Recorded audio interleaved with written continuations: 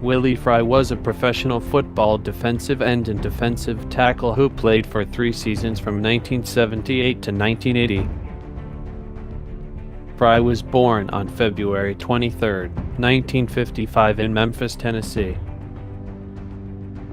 In college, Fry played for the Notre Dame Fighting Irish in Notre Dame, Indiana. In 1973, he won the Sugar Bowl championship. In 1975, he won the Orange Bowl championship. In 1976, he won the Gator Bowl championship.